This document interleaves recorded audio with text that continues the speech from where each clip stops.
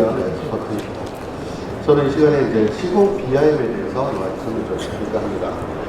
시작하기 전에 앞서서 여러분께서 혹시나 누군가가 시공 BIM이 뭐냐고 질문을 드린다면 여러분 어떻게 설명을 주고 하시는지 궁금합니다. 한번 속으로 한번 생각해 보시면 제가 이 BIM을 시작한 지 거의 20년이 넘었는데 그때나 지금이나 사실 그 설명하는 게 크게 변하지는 않은 것 같습니다. 그 내용에 대해서 일단 제가 생각하는 시공 BIM을 대해서 좀 말씀을 드리고 합니다. 제가 드렸던 그 질문에 아마 이렇게 보통 말씀을 하실 겁니다. 설계에 나온 그 BIM 데이터를 가지고 공정 간의 간섭 체크를 하고 시공에 문제 없는지 체크를 한 다음에 물량 산출을 해서 실행 예약을 짜고 철근 샵을 뽑고 그리고 공정 시뮬레이션에서 공사 순서에 대해서 확인하고 선행 공정 간에 문제가 없는지 체크한다. 그리고 그 영상을 또 회의 때 활용한다. 그 정도가 지금까지 20년 동안 봤던 시공팀이 주로 여기서 벗어나지는 않았습니다. 최근에 들어서는 그나마 드론이나 3D 스캐너 등등을 활용해서 스마트 장비를 활용해서 정밀하게 시공을 관리한다라는 정도가 추가된 것 같습니다. 과연 이게 시공비일까? 라는 의구심은 제가 늘 가지고 있는 부분입니다. 과연 이게 전부 시공비밀 전체일까요? 이런 기술들은 20년 동안 변화된 건 아닙니다. 기술 고도화는 지금까지 많이 이루어져 왔습니다. 단위 기술로는 상당히 많은 기술 고도화가 이루어지고 있는데 결국 근데도 20년이 넘는 지금까지도 비밀 활성화에 대해서 계속 얘기를 하고 고민하고 있는 상태입니다.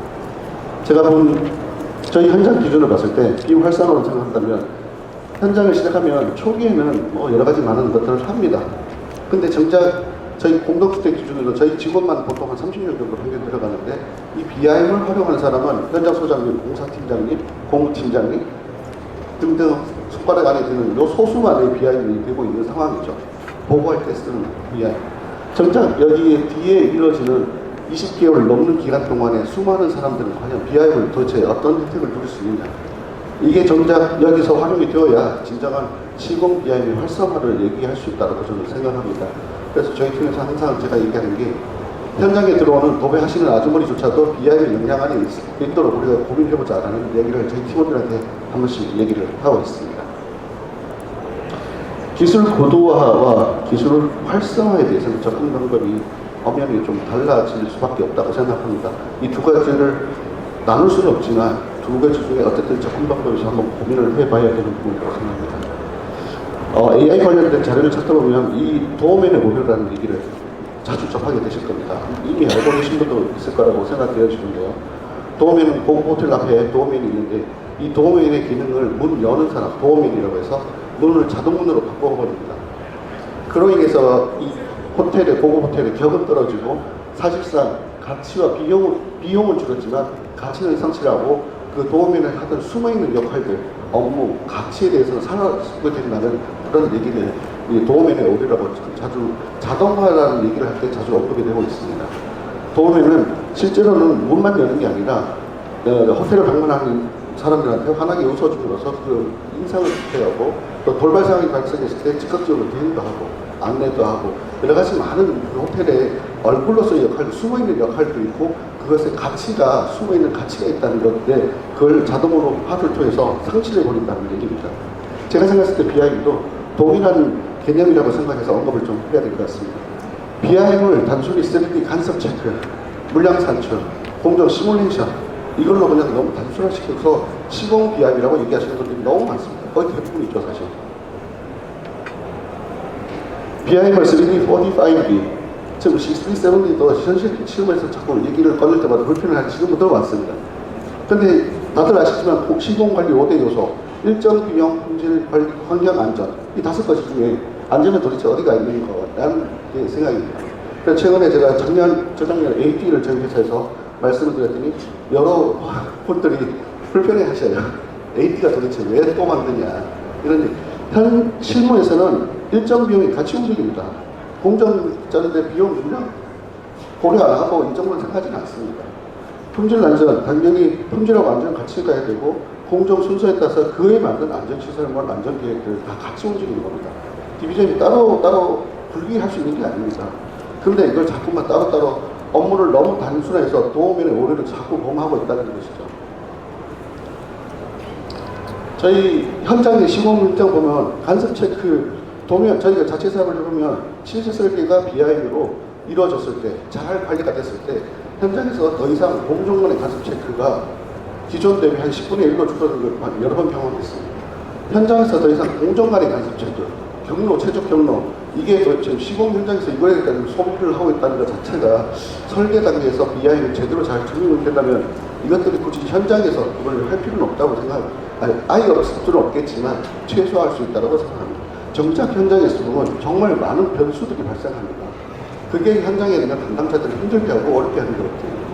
도면에 없는 정보들입니다. 현장 공사팀장님 머리에 있는 내용들, 협력업체와 논의해야 되는 이런 내용들이 바로 BIM으로 검토되어지고 표현되어지고 결정될 때 활용되어지는 게 바로 시공 BIM이어야 된다고 제가 생각합니다.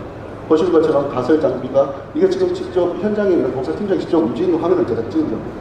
이런 식으로 해서 양중 각도에 따라서 양중 굵기가 얼마가 되는지 아웃트릭을 펼쳤을 때 공간이 확보가 되는지 장비가 들어왔을 때 램프 촬영들이 들어오는데 가설 램프가 어디에 발판을 넣어야 되는지 이거 하나하나가 공사 일정에 영향을 주는 것들입니다. 도면에 표현이 있지는 않은 것들이죠. 이런 것들을 바로 BIM으로 표현하고 검토하고 활용되어져야 된다는 거죠. 공정 보고에 그냥 좋은 보고 영상으로 시뮬레이션하는 그런 것들이 아니라 업무에 직접 활용되어지는 것이 바로 시공 BIM이어야 된다고 합니다.